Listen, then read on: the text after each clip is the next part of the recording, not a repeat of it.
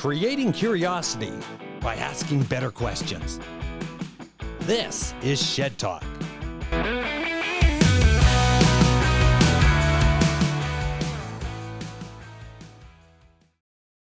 Well, if you didn't listen to the first one, this is Chad and Mike, and welcome back to the things you know that you don't know. All right, breath work. How really important is breath work? I would think crazy because you can't live without it. I know, but isn't there's you were talking earlier about Tony doing this breath work. What is it? Everybody's got there's so many different people talking about it and different ways of getting oxygen into your system and well, you were just talking about VO max and why are you trying to get all this oxygen in is also interesting. The fact that every breath you take is a little bit more swelling that can happen in your system. So it's a matter of, I think it's an interesting balance of forcing all this oxygen in it, knowing that you're also creating a future problem of inflammation. I would do The breath. idea, Oh, go ahead, Mike. sorry, go ahead. Well, I kind of got slightly introduced to breathwork through Wim Hof Yeah. and oxygenating your blood. And for a while there, my workouts, I was doing some breath work and trying to oxygenate your blood. And then, so you sort of do this breathwork routine and then hold your breath and then drop on the floor and see how many push-ups you can do without breathing. And it's crazy once you start to oxygenize your blood. I think I got up to like 50 push-ups without breathing, and just like it didn't make any sense to me, but it was crazy to see it and see what you could do once you oxygenize your blood. Well, when you talk about the question too, though, is breath work. It's not that you need more oxygen. Your blood has enough oxygen to survive quite a period of time. It's the carbon dioxide that you're creating that you have to expel. So the idea of breathing is to able to get more carbon dioxide out. So it's not that you need to breathe in as much as you need to breathe out. In order to breathe out, you need more oxygen in. So you got to breathe air in to get carbon dioxide out. So it's interesting that it's a reverse of what you really need. You don't need more air in, you actually need more carbon dioxide out. Right. Because when I'm doing my workouts with weights or anything like that, it's always deep breaths, then get ready, and then all of a sudden I can just feel energized to go into a lift or whatever that I'm going to do, and it just feels better. Well, and yeah, your blood would be all fired up. And, yeah.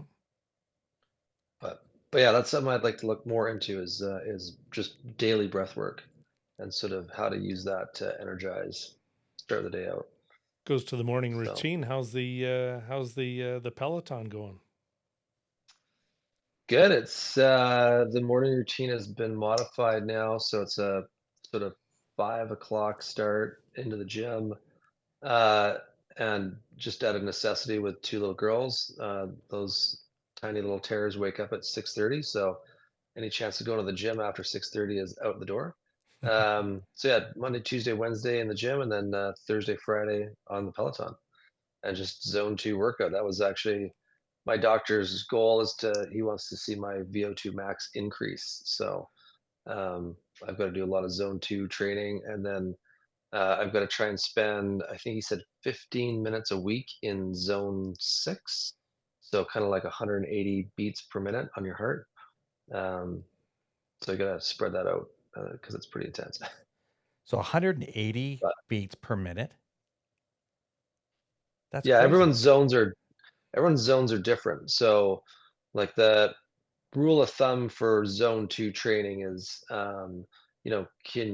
whether you're biking or running, can you breathe through your nose but like mouth closed, and sort of maintain a conversation. Zone 3 is kind of where you're stopping to talk, like you're having a conversation in spurts because you're breathing harder. And then zone 4 is just sort of all mouth work, all like you're just trying to get massive quantities of oxygen through zones 4, 5, and 6 in. So zone 2 is great for weight loss, and then these higher zones at shorter shorter periods of time are great for increased VO2 max. So like right now, my VO2 is at 50, um, which I'm told is good. Elite athletes are 60 to 65, and so he's trying to get me up to 55. So that'll be. I don't have no idea how hard it is to do, but we'll see where I get another retest in a couple months. So we'll see how I'm doing. So does that take your heart rate into consideration? So what is it, like 220? So what is it, 220 minus your age, and that's your heart rate, and then the zones would be different from there? Like when you say So 180 beats, correct? I'm just going off of like my Apple Watch. Oh, okay. So whatever, yeah. I mean, that's the It's I'm pretty not, high tech. I'm def yeah, yeah. Pretty high tech for an idiot. So um but yeah, so like my zone 2 is like I think 117 to 125 beats per minute, and then I think yeah, my zone 6 is like 175 to 180.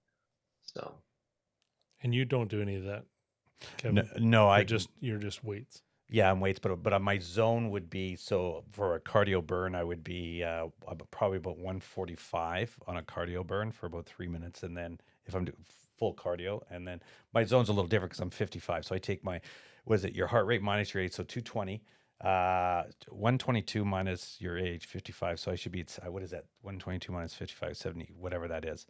So that would be my supposedly your resting heart rate. Mm-hmm. So, or is it? I'm not even sure which part it is, but yeah, it's a 145 for burning calories, and then a little bit higher. I try to. I'm not into the high cardio burn at 180, so I stay off that mhm, level because I'm not into the fat loss. I'm into muscle gain. So cardio for me is cardio's. We don't call it bad. Cardio is very important. There's no such thing as a bad workout, but it's just. Which means are you going into? Are you there to build? Are you there as a bodybuilder? Are you there as a runner? Strength training. So each has their own specific uh, workout regime. So it's like, have you ever seen a bodybuilder that's a runner that does marathons? No, they're two totally different looking people. And yet the training is mhm, also true. Their VO max would be different. Everything's different. So that whole process would be different as well. So mhm. I was talking to Chad earlier today, and I just had mentioned about Sammy Hagar. Was it 1920? No, sorry, 2015. Wrote out for on a, well, I would say a piece of paper. It actually wasn't. So the question that he'd asked was, when was the last time you did something for the first time? And so Sammy Hagar put on his thing. When was the last time he did this for the first time? Was on for Instagram or the post for the first time ever. And this is before he was famous or anything. It was in 2015. So he had posted that, and it was interesting to ask that question. The first time that you ever did something back in the day that you looked at, and I'm going to give an experience share. Is that I was sitting in my shed here, and I first heard about AI. That particular moment in time that you got to hear something for the first time, that knowing was a game changer, but not realizing it's a game changer. And I was sitting here with AI, or sorry, not with AI. Someone, Chad, introducing me to AI, saying, "Hey, take a look at this. What do you think of this?" And going, "What? No way! This is the greatest gift. This is pretty cool." And so here we go. A couple years later, I don't even know if it's a couple of years. No, it's And then 1 year. 1 year, and the changes that has done. So I'm going to throw that out to you guys for curiosity as a better question is that what was that one thing that you did for the first time that really created whatever that is to you? So many things. You got a list, Boyle? I remember being at university in Melbourne and logging on to Facebook for the first time and just like being blown away at the ability to connect with people, share things. Like I don't know, I mean that was 2006, 2007. Um but yeah, I just remember thinking like this is powerful. Like this is crazy And you to be could able to only get on see. it. And you could only get on it at school because Facebook, when it came out, was only for the schools. So the Yeah, or universities. invite. Yeah, Yeah, you can get invited on, but yeah. I think by this point it was by 2006, 2007 it was more public. Um, but Yeah, it was, I mean, I wasted so much time on Facebook because it was just like a drug. It was just like this, it was just so new and yeah, it was totally crazy. And then the other one was Instagram. Was just thinking like this is a game changer for business, for everything. Um, but yeah, Mine it's was, I remember one of them was I was dating my now wife, and she was trying to get a hold of me. And so she was phoning my pager because I had it on a belt clip. And then I would track down a phone, and I would phone her back. And then it was like an ultimate phone tag. And I remember it being like 5 hours. Like she would phone and say, okay, well, buzz me, but I'm nowhere near a phone. I'd go get to a phone. She couldn't answer. So I remember taking my pager and chucking it against the wall and going to the store and getting my first cell phone. And that would have been 95. What was the cost? I don't remember. But I remember getting my first phone was just a little tiny. Oh, I so you think it never was a had the brick. Nokia. You never had the brick phone. No, I had the Motorola. Now that you mention it, is that white Motorola with the flip on it. And yeah, nice. crazy. And I remember when you go back, let's get back, and then all of a sudden, with Cantel days, and then all of a sudden you used to have to go to AT, I think it was AT&T or Yeah. Rogers, and you'd actually have to go in and get the antenna put on your car. And it was the coolest thing that, oh, look, he has a cell phone, he has an antenna. Or somebody would walk around with this big brick going, oh, how are you doing? And remember, cell coverage was there. I don't think there was very much cell coverage. No, no. Yeah. It was better than pager coverage. There was a point in time too where people were getting the cell antennas put on their car without the cell phone Yeah, I think I did that on my Chevette. as a status. So Yeah, Oh, yes. it was a lick and stick. Yeah. And you used to get them at Radio Shack. Do you remember Yeah. Radio Shack back in the day? And Yeah. they used to put that, Yeah. get it on there. And you used to say, oh, Yeah. yeah, he's got a phone in there. And Yeah. you just drive around. Oh, yeah. So speaking of status things, there was a girl that I dated, and her in England, and her friend was from Russia, and her dad was fairly high up in the Russian army and or military and defected to England, or made their way to England. And she told me that her dad had been somewhere on a military trip and got a can of Coke and brought the can back home for her. And she used to fill it up full of water and walk around holding a can of Coke in Russia because the status symbol was the fact that you had access to a can of Coca-Cola. And I thought, isn't that crazy? You're treating it like a water bottle, and this can of Coke that literally is garbage in the rest of the world is a status symbol based on the fact that you can't get it. That always stuck out to me as just like the craziest thing to think about. So what would be that of today? So take that same story. Okay. What is the one item that you'd carry today that would represent that status symbol? Everything's available now. Is it? Well, more so. Other than maybe a run on shoes or something with a bit of a limited drives up.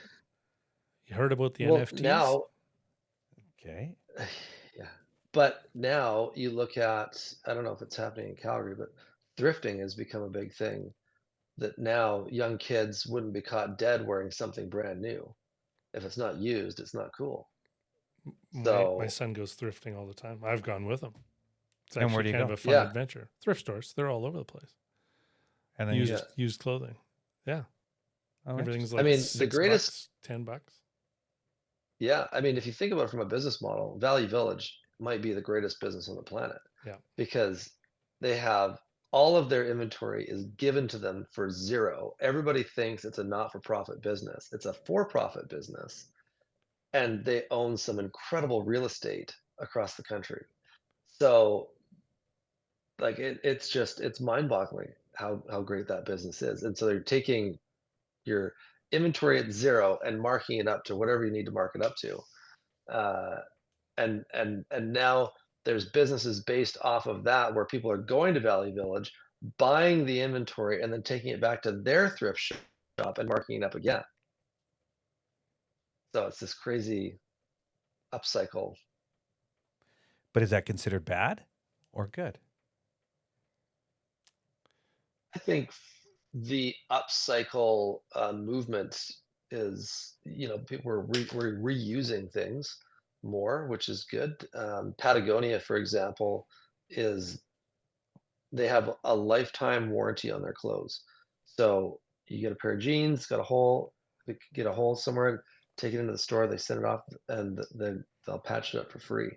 And any clothes that they can't repair, they will break down and use to manufacture new clothes, um, which is kind of cool.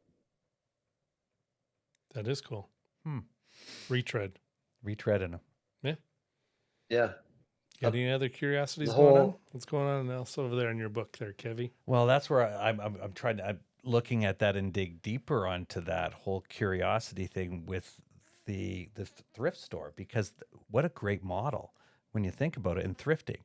And then talking about that can of Coke and then going through that, like, Well, what or you would go you to a pull out of different there? city or you go to a different town, there's different clothing trends that were happening. So you have a whole different model immediately when you go somewhere else. Or people have traveled and left clothing, and now that's, I mean, I wonder where all the airport stuff shows up. If does someone, all of the luggage, it doesn't go anywhere, where does that actually end up? Or, so, you know I think what, they are. security. What about security? You lose your knife, You you can, lose all that. yeah. Well, I think there's a. I might be mistaken, but I thought I had heard of all of the bags that are lost that go unclaimed. They actually, you can buy them, and so it's kind of like buying storage lockers. You're buying briefcases or travel bags. Don't know what's in them, and then you just take them and open up, and away you go. Hmm. So Interesting. Have you ever dealt in NFTs? No. Mike, have you ever dealt in NFTs? Do you know much about them? I know enough about them to never spend money on them. Ah, Kind of like a clothes. The guys that started it, what I had read was there was a group of guys that started, and it was just they were trading NFTs back and forth and running the price up. So it would go, okay, Kevin, you've got an ape, and and Chad, you've got an ape, and you guys are just trading, this back and forth, driving the price up, waiting for someone like me who's out of the circle to come and buy it, and then make money that way. I mean, if you look at how fast the price of NFTs rose, like within a week, um, there was guys, you could get there's like the NBA had NFTs for like 5-second video clips, and you could buy an NFT for $400. And by the end of the week, guys were flipping LeBron NFTs for like 100 grand. Like, it was insane. And then the value of everything just crashed. I mean, but where is the value in an NFT? Like, you can screen share, like they're like, how do you really care that much to say that you own the NFT when you can just like Google it and put it on your wallpaper? so we're not Like, seeing I just don't see NFTs. the bet. Well, it's worse now with AI. You can say, create an image likeness of LeBron James doing that exact same thing, and it would almost recreate it. So it's, Yeah. On your Have you venture, guys been have you guys been following the soap opera drama of OpenAI this week? it's crazy. Hey, well, that Kevin's Kevin's got Chat GPT tattooed somewhere, but oh, I live and breathe a Chat GBT, and I go through that all the time, and that's where it's a great. For me, it's a great tool, because being dyslexic and have and the reading ability, and all of a sudden using this is like having your own personal assistant, and it's totally changed the game. So when I went through school and going through school and having to rewrite this and do this, man, if I would have had that during school, man, I would have been, well, I'd be exactly where I am yeah. today. Well, now listen to the drama that's gone on, though. You don't know anything about this, but Oh, this drama's gone on since last Friday till today, Yeah. and it got So resolved somewhat Friday, today. But go ahead, Mike. yeah, I mean, Friday, Sam Altman gets fired as CEO from OpenAI. They So one of the put in an original interim, founders of, yeah. yeah, they put in an interim CEO. By Sunday, they've named a new CEO, who was the founder of Twitch, the video streaming app. And at some point, uh, 700 of 770 employees said, "If you don't bring Altman back, we're going to Microsoft." Like, We're all can quitting. you imagine? They've got OpenAI has a $90 billion market cap, and Microsoft could have just inherited all those employees for free, which is basically the company. Well, but Microsoft But they've got a invested 13 billion into it. yeah, they're a 49% Yeah, shareholder of OpenAI. So, their best case scenario was Altman gets back in as CEO. but they hired Um, Altman. So they Microsoft hired him, yeah. said, "We'll okay, you're hired. We'll just take you."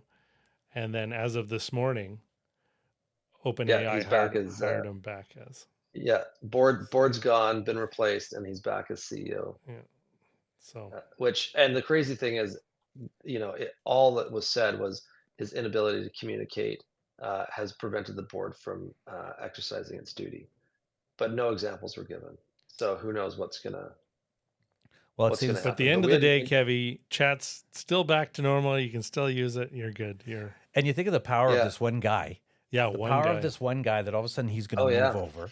And then for whatever the board says, because usually the board has a huge, huge say in anything you do.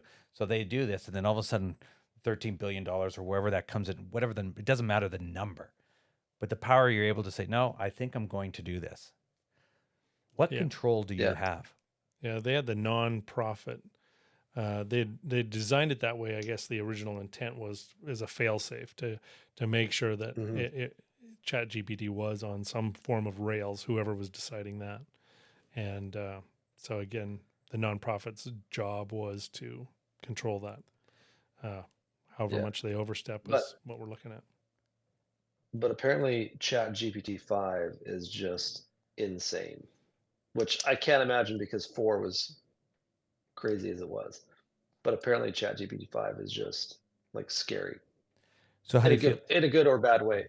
How do you feel Yeah. Microsoft feels about this right now? That they could have, should have, would have had that guy. They still do I Yeah. think because they they own still do. I 49% mean, of Chat GPT. So. yeah, I think that from Microsoft's standpoint, it's better if he is the CEO of OpenAI because they will gain all of the benefits without any of the risk. At an It arm's creates an length. Yeah, that's right. arm's length transaction.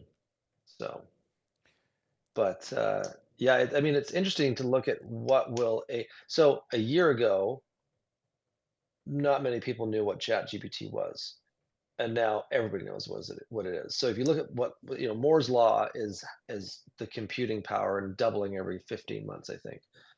Uh, and that sort of, you look at the computers in the mid 90s to where we are now, right? I mean, even in the 70s, they used to take up an entire building, and now we've got some of the most powerful computers in our pockets on our phones. Um, and the speed at which Moore's law doubled. Now you look at that with the same sort of idea with AI, 1 year to mass adoption. Like a year ago, nobody really understood it. Everybody was kind of, like yourself, Kevin, like, oh, what's this AI thing? Like, what can this do?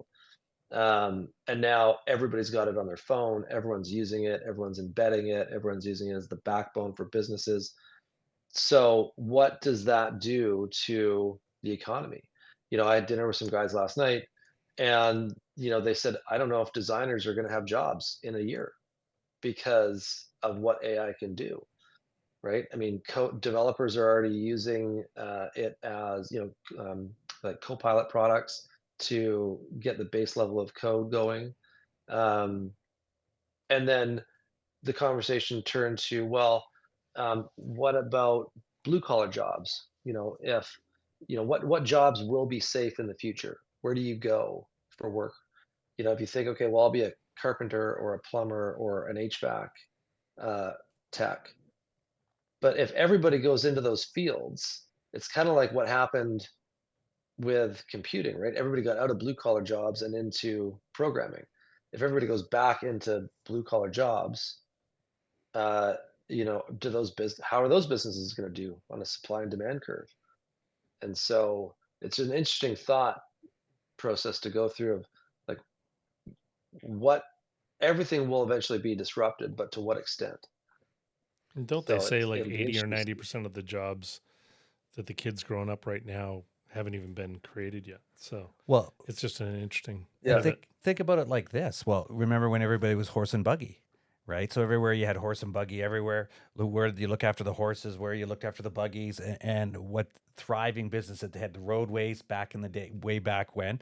Then all of a with a sudden, shovel. the shovel, yeah, and then where that went, that literally changed overnight when the invention of cars. Well, I say invention of cars, but all of Mhm. a sudden of of the vehicle, and then all of a sudden gas station, and it created something that the things that you didn't know, that all of a sudden that was a huge disruptor, and then families had to change, and then lifestyle change. We were able to move spread out and live Mhm. further away because now we could get to places way quicker than horse and buggy, obviously, and that changed. So Well, that was what probably one of our Sam biggest. Altman talks about is he talks about the idea that the economy is going to, the cost to do things is going to reduce to almost a 0 point.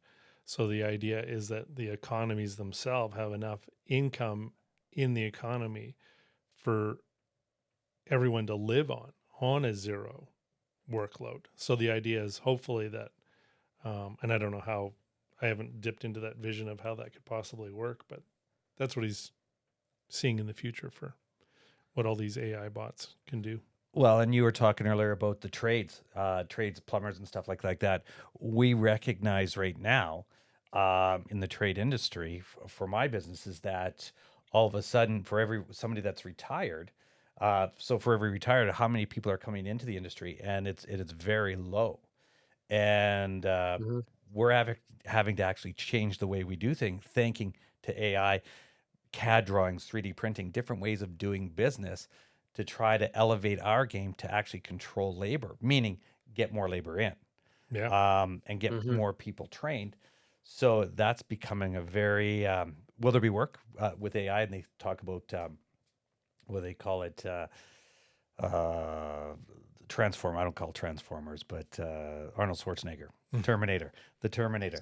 I, Singularity. yeah, I see this as a huge opportunity for everybody, and it's just who's ever at the forefront, seeing it first wins. First in, first wins. The people Mhm. that the scaremongrels and people are the fear mongrels that are scared. That's what the future really looks. It's not going anywhere. Mhm. No, no, we just need to make sure that we're tapped in and doing everything together. Yeah. Are we really here? Are we? That's another question. Next time. Next time. Chad, thank you very much. Thank you, Kevin. Mike, thank you very much for joining Thank you, me today. gentlemen. Thank you very much. Had a great time. Thank you. Thank you. Now you know. Shed Talk.